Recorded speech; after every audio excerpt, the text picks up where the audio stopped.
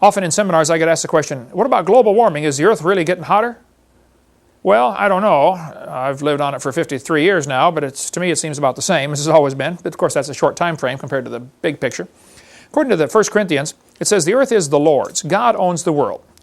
Psalmist said, Psalm 8, when I consider the heavens, God made the heavens, and He made man to have dominion over them. Our job is to be the tenant. God's the owner, He's the landlord, we're the tenant. Our job is to take care of His earth. It doesn't belong to us, but we're supposed to take care of it. It belongs to Him. Now, Karl Marx, in his Communist Manifesto, gave 10 ways to destroy a capitalist country and turn it into a communist country. Number 1 was abolish private property. That was essential to destroy capitalism. Nobody's allowed to have private property. Well, if you read through the Bible in Leviticus 25, it talks about in the 50th year they have the year of Jubilee. You proclaim liberty throughout the land and everybody returns to his possession. There's a good link here between liberty and having your own possessions. See, if you own it, you control it. So if God created the world, He owns it. He controls it, and He's let man use it for His glory. And there are those who don't like that idea, guys like Karl Marx and communists. They think, no, the world belongs to us, and we control it. There is no God. But in 1 Kings, it talks about having your own vine, your own fig tree, drink water out of your own cistern, running waters out of your own well. Private property is essential to liberty. And Peter Burrell said, we reject the idea of private property. Kids in school today are having pledges like this. Talk about stupid. This kind of stuff's on the walls of many public schools. I pledge allegiance to the earth, which I do love and depend on, and to all life on land, air, and sea, which is as much a part of earth as me. This one says, I pledge allegiance to the world, to care for earth, sea, and air, to honor every living thing with peace and justice everywhere.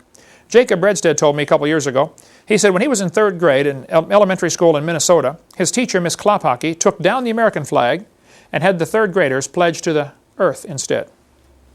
Can you imagine? Boys and girls, we're going to pledge to the world today. We're starting these kids in 3rd grade. Half the cartoons on Saturday morning TV now are that kind of way, Destroy the mean old capitalists, that are destroying the world, and save the planet, Captain Planet. There's all kinds of cartoons designed to get the kids thinking that, we got to save the earth. Well, I am against pollution and I'm against destroying things unnecessarily, okay? But the real purpose of this environmental movement and the big scare about global warming is not to save the earth. The purpose is to establish communist plank number 1. Abolish private property. They want you to have to get a permit to cut down a tree on your own property. One guy in California had this tree was growing, obviously, into his house. And it was crushing the front porch. The house was 100 and some years old. And it had been planted and the tree was growing and was caving in the front porch. So he went to get a permit to cut down the tree. And they said, you can't cut down the tree because, the trees are protected.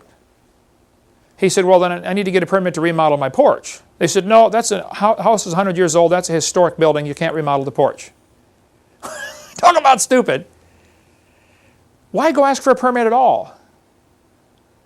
That's what starts the problem. But see, once people sign a contract to become a servant of whoever, now you're under contractual law.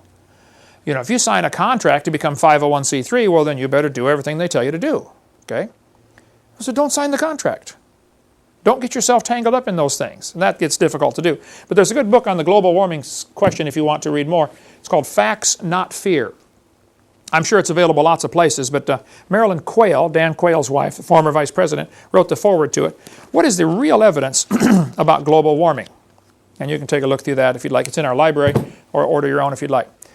They said in a magazine that man-made rainforest baffles scientists. They said, a man-made rainforest that should have taken millennia to evolve has baffled scientists by springing up in just 150 years.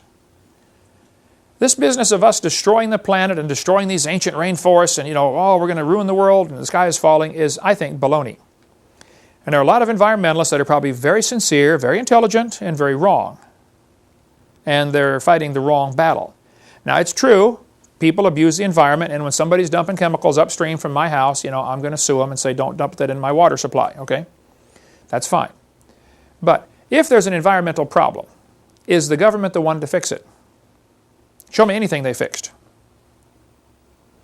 If they fix it, it'll cost 10 times more than it should, and probably still won't be right.